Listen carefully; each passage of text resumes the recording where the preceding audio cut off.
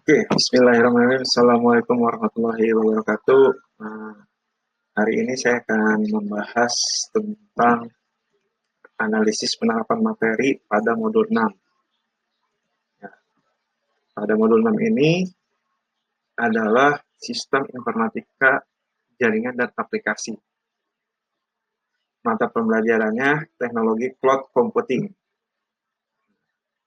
Ya, jadi hari ini saya akan bahas masalah analisis penerapan materi, lingkungan belajar peserta didik, serta kaitannya dengan materi pembelajaran.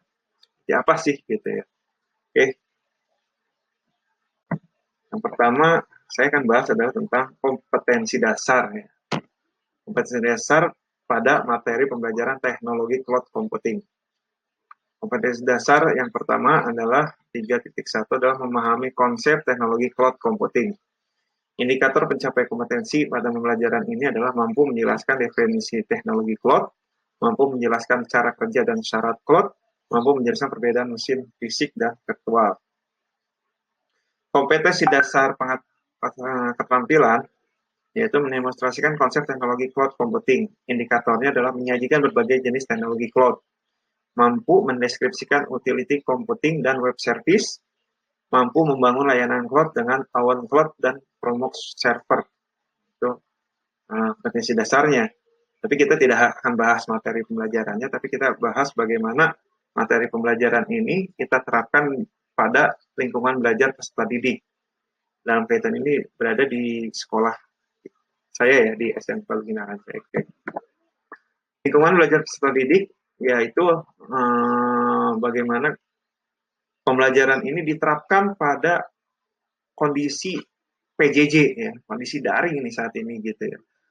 Pada saat ini proses pembelajaran di ruang kelas nggak mungkin nih ya, nggak terlihat, apalagi ini banyakannya itu apa namanya siswa itu materinya saja tidak tahu gitu ya, apalagi pada daring saat ini, sehingga kegiatan belajar di SMK Lugina Rancaikek atau di sekolah saya itu kurang menggali gitu ya, kurang menggali bagaimana guru untuk mata pelajaran teknologi cloud computing ini gimana nih caranya supaya bisa, sehingga guru harus lebih kreatif, guru lebih harus berkreasi, guru harus berinovatif, sehingga kita bisa mencari sumber belajar yang ada di lingkungan sekolah.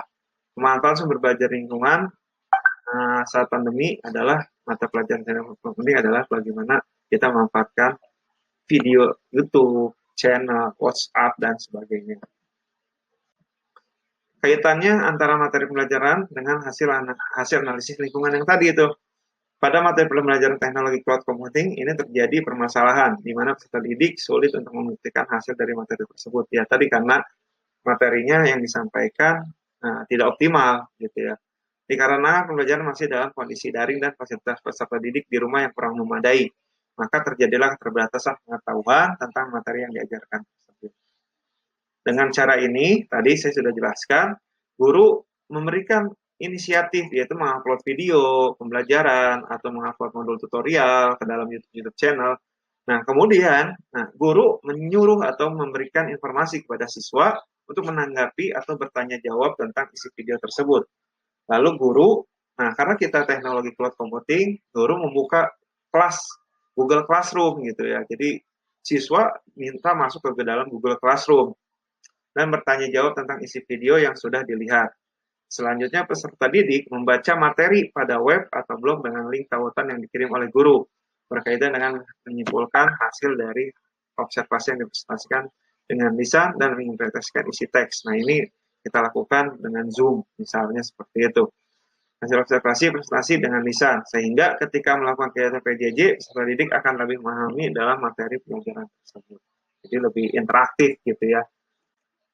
Selanjutnya, apa sih analisis penerapan materi? Nah, yang ada dalam mata pelajaran ini adalah, pendapat saya, hal yang harus diperhatikan dalam menganalisis kebutuhan bahan ajarnya, yang pertama, karena ini PJJ, menganalisis standar kompetensi dan kompetensi dasar yang sesuai dengan KIKD untuk dirancang ke dalam RPP yang bertujuan untuk memberikan materi yang akan dikuasai oleh peserta didik. Menganalisis sumber belajar yang diambil dari buku, paket, jurnal, internet. Menentukan indikator, pencapaian, tujuan pembelajaran. Tadi di awal saya sudah menyampaikan indikator pencapaian ini seperti apa.